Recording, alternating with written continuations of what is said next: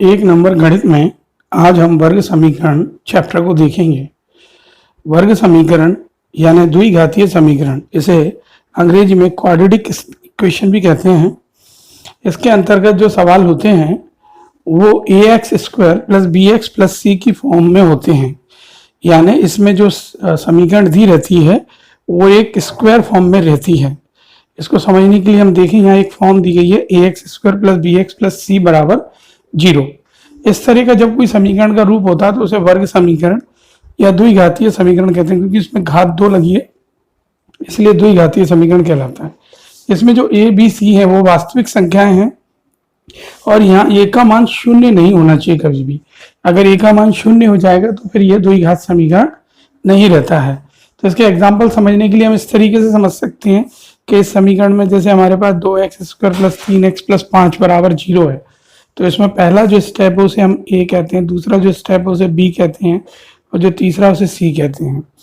मैं अपनी भाषा में गणित की लैंग्वेज में बताऊं तो एक्स स्क्वायर का गुणांक ए होता है, एक्स का गुणांक बी होता है और जो अचर पद होता है जिसे हम कांस्टेंट वैल्यू कहते हैं, एक होती है चर वेरिएबल और एक होती है अचर। तो जो अचर जैसे पद जिसके साथ एक्स ना लगाओ, जैसे इसमें 5 है तो उसे सी बराबर 5 है। इसकी ऐसी फॉर्म भी हो सकती है कि इसमें अगर मान लो कि 2x स्क्वायर प्लस 3x हो और इसमें अचर पद हो ही नहीं, तो ऐसी परिस्थिति में a का मान 1 हो जाएगा, b का मान 2 हो जाएगा, c का मान 0 हो जाएगा। और ये ऐसा भी हो सकता है 2x स्क्वायर प्लस 5, तो इसमें a का मान आपके पास 2 हो जाएगा, b का मान इसमें देखो x वाला कोफिशिएंट है नहीं तो वो 0 हो जाएगा और c का मान 5 हो जाएगा। तो यानी हमें ये 3 समीकरण देख के पता चला कि a का मान कभी 0 नहीं हो सकता, b और c 0 हो सकते हैं। ठीक है, चलिए इसमें अगली चीज समझने की कोशिश करें। ax square plus B X plus C बराबर 0 में जो x के मान होते हैं जो उसके समीकरण को संतुष्ट करते हैं उसे मूल या रूट कहते हैं। मोस्ट इंपोर्टेंट है ये पूरा चैप्टर इसी के ऊपर डिपेंड है। तो जो वर्ग समीकरण होते हैं वो मुख्य रूप से 2 प्रकार के होते हैं, एक होते हैं शुद्ध वर्ग समीकरण, एक होते हैं मिश्रित वर्ग समीकरण। और शुद्ध वर्ग समीकरण क्या है? तो शुद्ध वर्ग समीकरण में कुछ नहीं है, जो बी वाला बीच का कोफिशिएंट है, ये बीच वाला कोफिशिएंट है जो ये 0 हो जाता है। तो अगर ये b की जगह 0 रख दोगे तो आपके पास समीकरण क्या आ जाएगा, a x स्क्वायर प्लस सी। तो ये शुद्ध वर्ग समीकरण है क्योंकि इसके अंदर x का एक ही कोफिशिएंट है और वो है स्क्वायर वाला, और x की पावर 1 नहीं है तो x की पावर 2 वाला, तो इसलिए शुद्ध वर्ग कहते हैं इसे। और अगर उसमें ax square plus B X plus C पूरा रहता है तो इसे बोलते हैं मिश्रित। तो इसमें a 0 नहीं हो सकता, b 0 नहीं हो सकता, हाँ c 0 हो सकता है। तो ये फॉर्म ऐसे हो सकती है ax square plus B x बराबर 0 यानी c की जगह 0 रख दो, या फिर ऐसे हो सकती है ax square plus B X plus C बराबर 0। ये थोड़ी टेक्निकल लैंग्वेज है, टेक्निकल भाषा है। आप इतना समझने की कोशिश करो कि अगर एक्स स्क्वायर अकेला है तो शुद्ध रूप है और एक्स स्क्वायर के साथ एक्स है तो मिश्रित रूप होगा। ठीक है, और अगली बात समझने की कोशिश करें, किसी वर्ग समीकरण के 2 से अधिक मूल नहीं हो सकते। मतलब आप किसी भी समीकरण को सॉल्व करेंगे तो उसके आंसर 2 से ज्यादा नहीं आएंगे। यहाँ रूट या मूल उसके आंसर ही होते हैं एक तरीके से जो उसको सेटिस्फाई करते हैं, और उनको वैसे तो गुणनखंड विधि से निकाला जा सकता है। अगर उनके गुणनखंड नहीं होते हैं तो उनके दोनों मूल श्रीधराचार्य फॉर्मूले से निकाले जाते हैं। ये फॉर्मूला ये लिखा हुआ है, तो इस फॉर्मूले को हम लोग श्रीधराचार्य फॉर्मूला कहते हैं, श्रीधराचार्य। ठीक है, तो श्रीधराचार्य फॉर्मूले से इसको हल किया जाता है। तो जब हम इसका धनात्मक रूप लेते हैं तो उसे हमने अल्फा मान लिया। तो यहाँ बीच में देख सकते हैं, यहाँ बीच में देख सकते हैं इस जगह पर, यहाँ पर प्लस माइनस दोनों है। तो एक बार आप प्लस साइन ले लीजिए, एक बार आप माइनस साइन ले लीजिए, तो एक बार अल्फा बन जाएगा, एक बार बीटा बन जाएगा। फॉर्मूला होता है एक्स बराबर minus B plus minus under root में B square minus 4ac upon 2a। इसकी प्रैक्टिस करेंगे तो ये याद भी हो जाता है, और 10th 9th में इतनी बार हो जाता है कि याद ही रहता है। ठीक है, इसके अलावा और क्या चीज इसमें जानने की है? इसमें एक चीज जानने की है, जो मूलों का गुण है वो बी स्क्वायर माइनस 4ac की प्रकृति पर निर्भर करता है। बी स्क्वायर माइनस 4ac क्या भला है अब जे? तो आपने ऊपर वाले समीकरण में अभी जस्ट देखा था बी स्क्वायर माइनस 4ac, इसमें भी है इसमें भी है। यही पूरे सवाल को बताएगा कि किस तरह का आंसर होना चाहिए। तो इसको गणित की भाषा में बी स्क्वायर माइनस 4ac को विविक्तीकर या डिस्क्रिमिनेंट कहा जाता है। इसे कैपिटल डी से रिप्रेजेंट करते हैं। तो यहाँ मुख्य रूप से 3 तरीके के कंक्लूजन कह सकते हैं। तीन तरह के परिणाम आते हैं हमारे पास में, या तो डी का मान 0 के बराबर हो सकता है, या डी का मान 0 से बड़ा हो सकता है, डी का मान 0 से छोटा हो सकता है। तो डी का मान 0 के बराबर होगा तो मूल वास्तविक और समान होंगे। डी का मान 0 से बड़ा यानी धनात्मक होगा तो मूल वास्तविक व असमान होंगे, और डी का मान 0 से छोटा यानी ऋणात्मक होगा तो मूल अधिकल्पित या अवास्तविक व असमान होंगे। तो इस तरीके से ये तीन चीजें हैं जो आपके काम आने वाली हैं। अब हम इससे आधारित सवाल लगाते हैं। पहला तो हमारे पास पहला सवाल दिया गया है कि समीकरण 3x² - 4x + 2 बराबर 0 के मूलों की प्रकृति कैसी होगी। तो सबसे पहले इस पूरे समीकरण को हम इस वाले समीकरण से ax² + bx + c से तुलना करते हैं। तो हमें तुलना करने पता चला a बराबर 3 है, b बराबर -4 है, c बराबर 2 है। आप चाहें तो देख सकते हैं जहाँ a लिखा है वहाँ 3 है, जहाँ b लिखा है वहाँ 4 है और c लिखा है वहाँ पे 2 है, तो ये मान आ जाएंगे। फिर हमारे पास फॉर्मूला होता है डिस्प्लेसमेंट निकालने का, b² - 4ac। तो हमारे पास b का मान है 4 और उसका स्क्वायर कर दीजिए 4, a की जगह 3 और c की जगह 2। इसे सॉल्व करिए तो 4 का स्क्वायर 16 आया, 4 × 12 = 24 आया, 16 में से 24 गए -8। -8 आने का मतलब है ये 0 से छोटी है। देखो ये लिखा है डी 0 से छोटी है। तो मूल कैसे होंगे? मूल होंगे अधिकल्पित या अवास्तविक या काल्पनिक और असमान। ठीक है, अगले सम को देखते हैं हम इसी ऑर्डर में। उसमें दिया समीकरण 2x² - 9x + 8 के मूलों की प्रकृति क्या होगी। तो हम इसको फटाफट से तुलना करते हैं। तो a का मान 2, b का मान -9, c का मान 8 आया, और इसको विविध की कर या डिस्प्लेसमेंट के फॉर्मूले में रखते हैं। तो b² की जगह -8 का स्क्वायर, 4ac, a की जगह 2, c की जगह 8, 9 का स्क्वायर हो जाएगा आपके पास 81। ठीक है, और ये हो जाएगा 4 दूनी 8 और 8 8 64, 8 8 64, 81 में 64 घटाइए 17, जो कि प्लस के हैं, और प्लस के होने के कारण पॉजिटिव है। प्लस के होने के कारण डी से मतलब 0 से बड़े हैं तो मूल वास्तविक भी हैं और असमान होंगे। ठीक है, चलिएगा इसी के आधार पर कुछ थोड़े अलग तरह के सवाल भी होते हैं, वो भी देखते हैं हम। इसमें दिया m के किन मानों के लिए समीकरण दिया एक नीचे, x² - 2x ब्रैकेट में 1 + 3m + 7 ब्रैकेट में 3 + 2m = 0 के मूल समान होंगे। ये लाइन ध्यान रखनी, मूल समान होंगे। मूल समान होंगे यानी कि d बराबर 0, ये आपको याद रखना है। अब सवाल शुरू करते हैं। तो x² के साथ 1 लगा हुआ है, x के साथ ये पूरी संख्या जुड़ी हुई है 2 और j पूरी, तो ये आ गया b की जगह और c की जगह पर ये आ गया। तो बिना x वाली c में रखिएगा, x वाली b में रखिए, x² वाली a में रखिएगा। अब वो फॉर्मूला होता है हमारे पास b² - 4ac बराबर 0, इसलिए क्योंकि मूल समान है, इसमें बोला है सवाल में। तो ये 4ac इधर ट्रांसफर कर दीजिए, तो जो हो जाएगा b² बराबर 4ac। अब आप b का मान ऊपर से ले आइए, ऊपर आपके पास b का मान है -2 ब्रैकेट में 1 + 3m का होल स्क्वायर, 4 a की जगह 1 और c की जगह ये पूरा मान आ गया। बोथ साइड में सॉल्व करना है, तो इसमें इसका स्क्वायर जब 2 का करेंगे तो ये आ जाएगा 4 और इसका होल स्क्वायर बन जाएगा। और इसमें आप 4 को सॉल्व करो तो ठीक है, नहीं तो 4 से 4 काट दो तो ज़्यादा बेटर रहेगा। तो इस वाले 4 से ये 4 कट जाएगा, तो यहाँ पर आपके पास 7 अकेला रह जाएगा। तो ये स्टेप डायरेक्ट देख लो, ये ना भी देखो चलेगा। तो आपको इसका होल स्क्वायर खोलना पड़ेगा, तो ये आ जाएगा 1 और 3 का स्क्वायर 9m² और 3 दूनी 6m, a² b² + 2ab। और वो मैंने बताया था 4 से ये 28 कटा होगा तो 7 ही आएगा, या फिर 4 वहाँ काट लेते, बात एक ही है। तो ये 7 आ गया ब्रैकेट में 3 + 2m आ गया। इसको अंदर मल्टीप्लाई कर दीजिए, तो 1 + m 9m² 6m, वैसे ही है 7 3 21 और 14। ट्रांसफर करिए m² - 8m - 20। यहाँ के सवाल रुक गया। अब इसको आपको गुणनखंड विधि से तोड़ना पड़ेगा। तो आप गुणनखंड विधि से तोड़ने के लिए आप पहले समझें, इसको 9 को 20 से गुणा करेंगे तो 180 आएगा। अब 9 दूनी 18 यानी 180 आ गया। अब ऐसी दो संख्या लेके आओ जिनका गुणा 180 हो, जोड़ और घटाव जो है वो -8 आ जाए।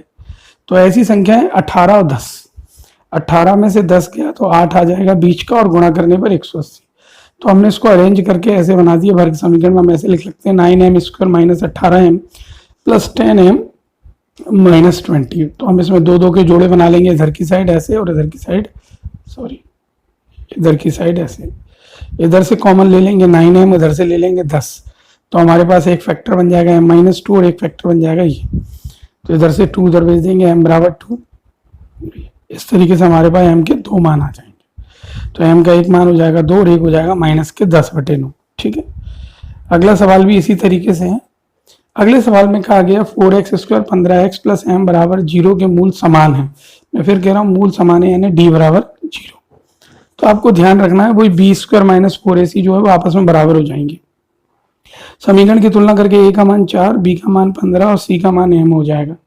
ये मान लिया कि सवाल में रखो b की जगह 15 आ गया, 4 a की जगह 4 आ गया और c की जगह m। सॉल्व करो, 15 का स्क्वायर 225 आ गया, 4 चौक 16 m आ गया। हमें m का मान निकालना है, तो 16 को नीचे कर दो, 16 को नीचे कर दो तो m बराबर कितना आ जाएगा 225/16। कैंसिल होगा नहीं, इसलिए आंसर की फॉर्म यही रह जाएगी। ठीक है, अगला सम देखें। अगले सवाल में अगले सवाल करने से पहले हमें कुछ नियम और सीखने होंगे, तो वो नए तरह के सवाल तब आएंगे हमको। तो इसके लिए मैंने क्या किया है, थोड़े नियम समझा दिए, तो आप इसको समझिए। यदि कोई समीकरण है ax² plus bx plus c बराबर 0, तो इसके 2 मूल होंगे। ये बात शुरू में बोली थी, एक मूल का नाम अल्फा और एक का बीटा रख लिया।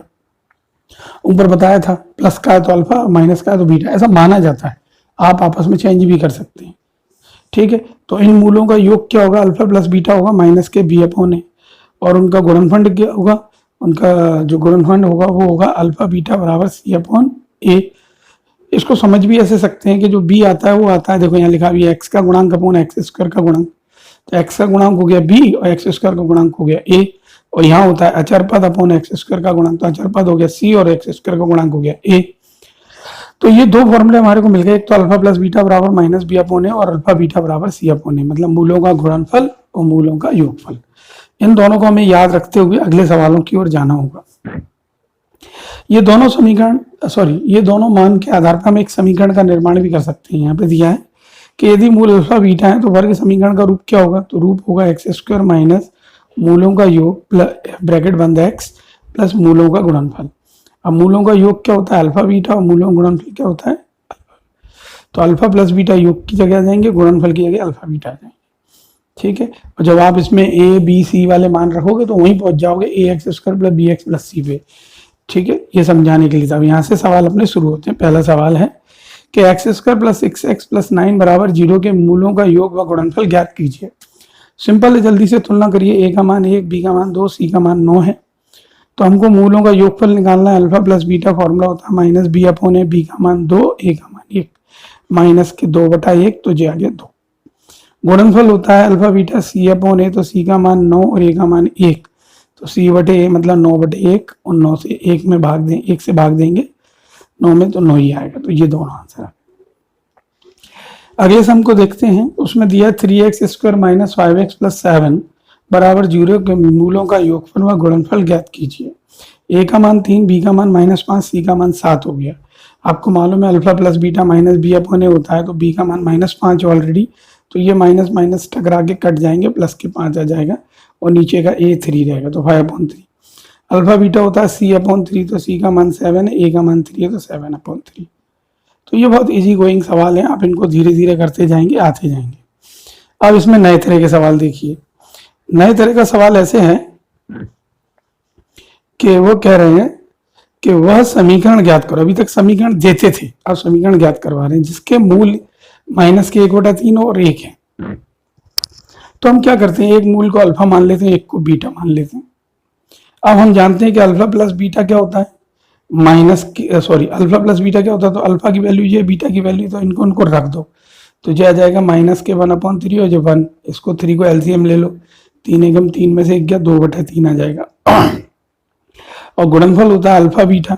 अल्फा बीटा की वैल्यू यहाँ पे दी है 1, तो अल्फा बीटा मतलब उनका गुणनफल, तो अल्फा की वैल्यू 1/3 और बीटा की वैल्यू 1 है, इसको गुणा कर दीजिए तो ये आ गया।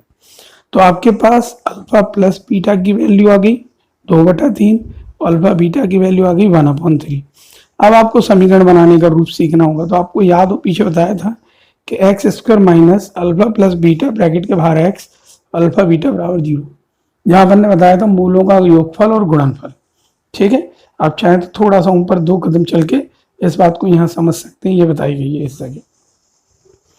तो इसी समीकरण को हम नीचे यूज कर रहे हैं यहाँ पे। तो ये समीकरण जब यूज होगा तो आप देखिए अल्फा प्लस बीटा की वैल्यू 2/3 रख दीजिए, अल्फा बीटा की वैल्यू 1/3 है, वो भी रख दीजिए।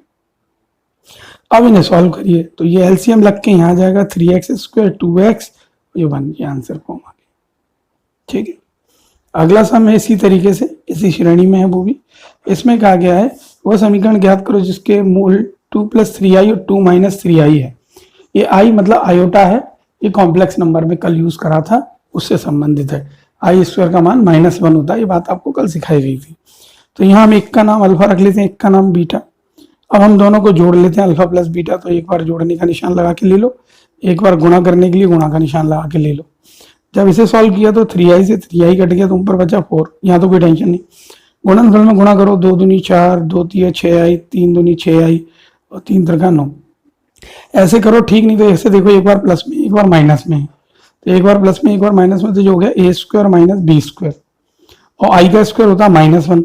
आपको कल सिखाया गया था कि i² की वैल्यू जो होती है वो होती है -1।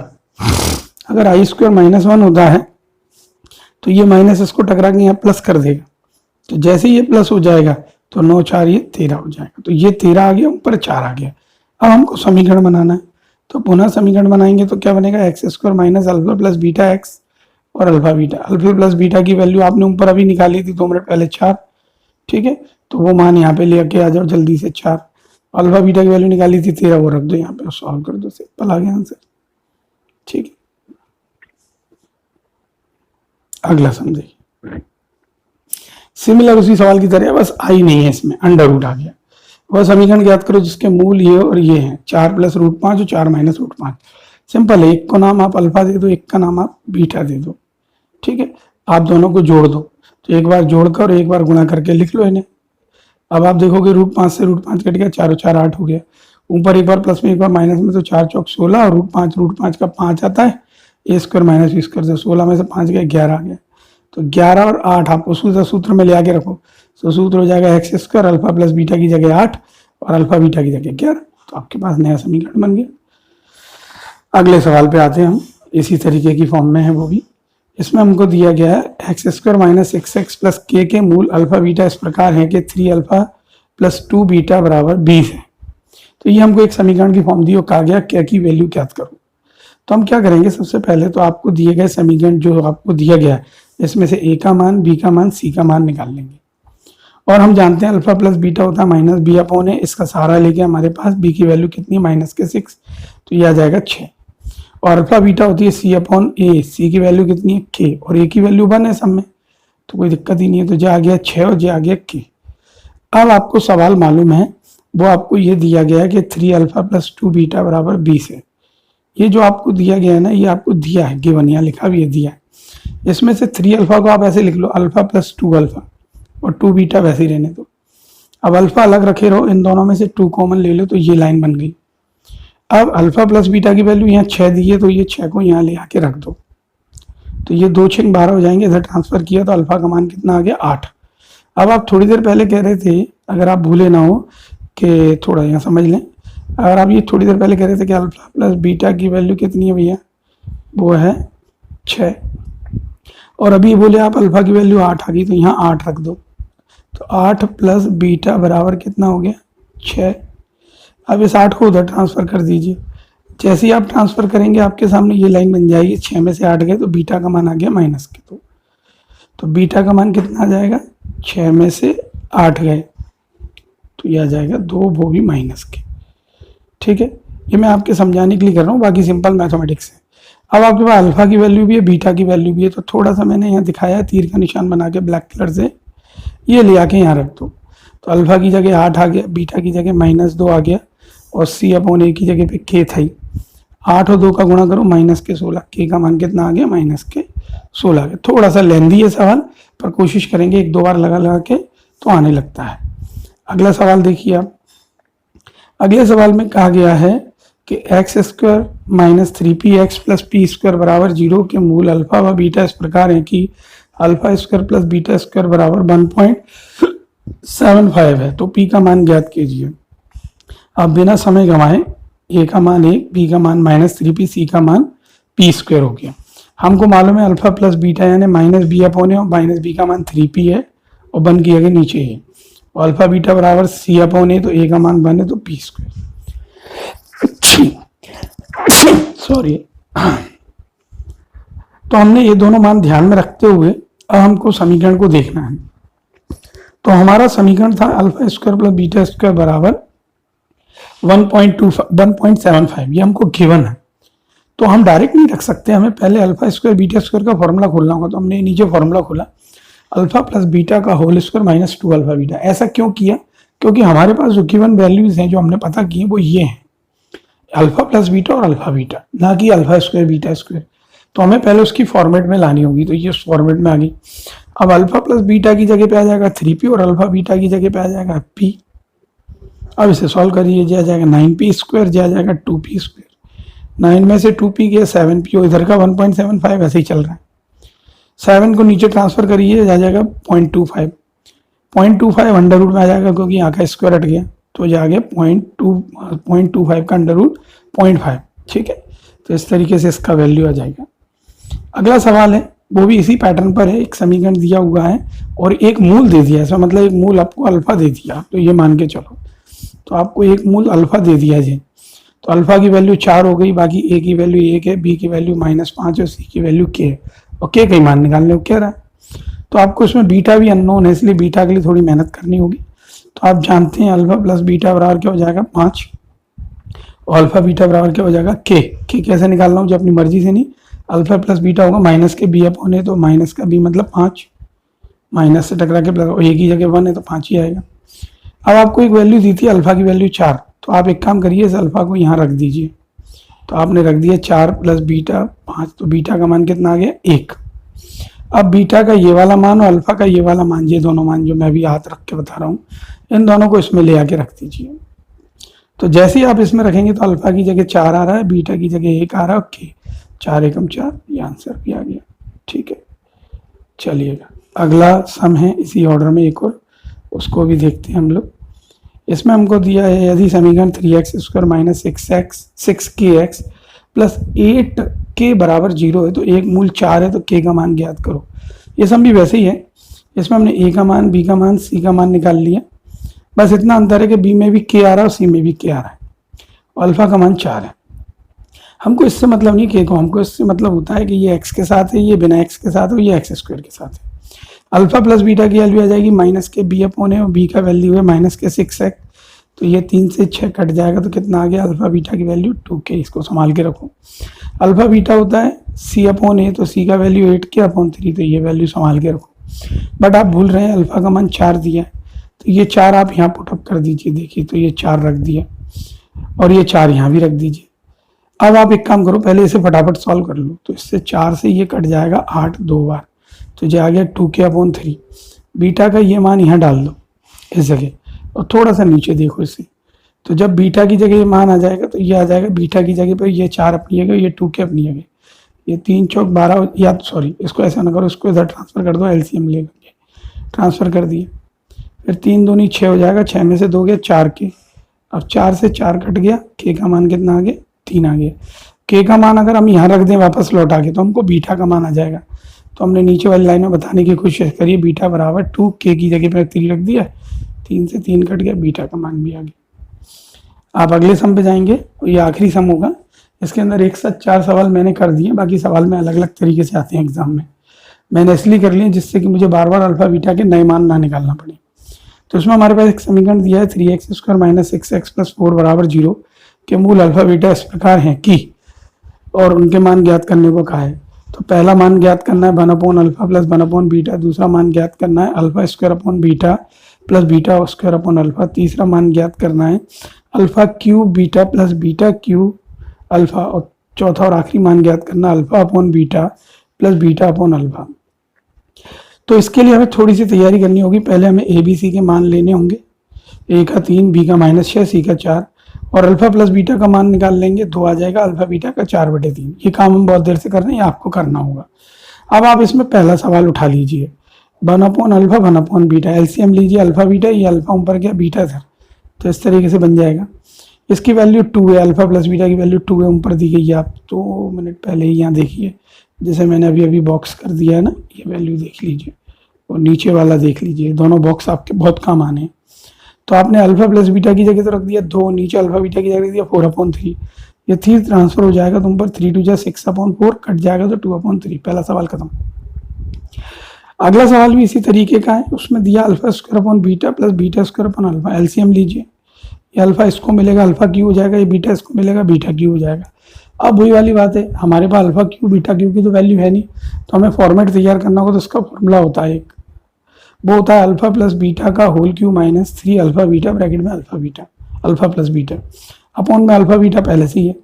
इसकी वैल्यू हमारे पास 2 है, 3 अपनी जगह पर है, इसका वैल्यू 4/3 है और इसकी वैल्यू 2 है, बाकी नीचे का 4/3 वैसे ही है। इसे सिंपल गणित सॉल्व करो, 2 दूनी 4 दूनी 8 ये आ गया। इधर आप 3 से ये 3 काट दीजिए, 4 दूनी 8 आ गया। 8 में से 8 गया तो 0 0 में भाग दोगे तो 0 आंसर है। अगला सम है इसी में ही, उसमें दिया है alpha Q beta plus beta Q alpha का मान ज्ञात करना है। तो आप इन दोनों में अल्फा बीटा कॉमन ले लीजिए, जैसे ही लेंगे अंदर आ गया अल्फा स्क्वायर बीटा स्क्वायर। इसकी फॉर्म बनाने के लिए हमें फॉर्मूला लगाना पड़ेगा अल्फा प्लस बीटा का whole square minus 2 alpha beta. बाहर का जो अल्फा बीटा इसका वैल्यू 4/3, अंदर का जो अल्फा प्लस बीटा इसकी वैल्यू 2, फॉर्मूले का 2 और इसकी वैल्यू 4। सॉल्व करो उसे तो यह आ जाएगा 4/3, यह आ जाएगा 4, ये हो जाएगा 8/3। ये 3 इधर इसको मिलेगा, 3 4 जा 12 में से 8 गया तो 4/3, 4 4 जा 16 और 3 3 जा 9। ठीक है, तो ये इसका आंसर बन जाएगा। इसका लास्ट सम है आज का, उसमें आपको दिया हुआ है अल्फा अपॉन बीटा और बीटा अपॉन अल्फा की वैल्यू ज्ञात करो। इसका एलसीएम लेंगे, अल्फा को अल्फा से मिलाएंगे अल्फा स्क्वायर, बीटा को बीटा से मिलाएंगे बीटा स्क्वायर। ये सवाल पूरा का पूरा ऊपर वाले सवाल की नकल है, बस फर्क इतना है कि इसमें ये दोनों चीज़ें देखो ध्यान से, जिसको मैंने अंडरलाइन किया गुणा में है, और इसमें आप ध्यान से देखो ये दोनों चीज़ जिसको अंडरलाइन कर रहा हूँ ये बटे में है। यहाँ अल्फा बीटा गुणा में है अल्फा स्क्वायर बीटा स्क्वायर के साथ, यहाँ अल्फा स्क्वायर बीटा स्क्वायर के साथ अल्फा बीटा बटे में है। तो सवाल वैसे ही होगा जैसे ऊपर वाला हुआ है। तो पहले तो ऊपर वाले का फॉर्मूला खोल दो, अल्फा प्लस बीटा का whole square minus 2 alpha beta upon में अल्फा बीटा। वैल्यू रखो, अल्फा प्लस बीटा की वैल्यू 2 है, उसका होल स्क्वायर माइनस के 2 अल्फा बीटा की वैल्यू 4/3 और ये 4/3 पहले से है। अब इसे धीरे धीरे सॉल्व करिए, 2 का स्क्वायर आ जाएगा 4, इधर जा जाएगा 2 चौक 8/3, जा जाएगा 4/3 नीचे। इस 3 को 4 से मिलाइए, 3 चौक 12 में से 8 गए 4/3 और नीचे भी 4/3, दोनों आपस में कट गए। तो इसका आंसर क्या आ गया? बना। इन सवालों को आप पुनः बिना देखे करने की कोशिश करिएगा, आपको धीरे धीरे ये आना शुरू हो जाएंगे। तो ये छोटे छोटे चैप्टर्स हैं जिन्हें मैं एक प्रयास से कोशिश कर रहा हूँ कि आपको आ जाएं। ठीक है।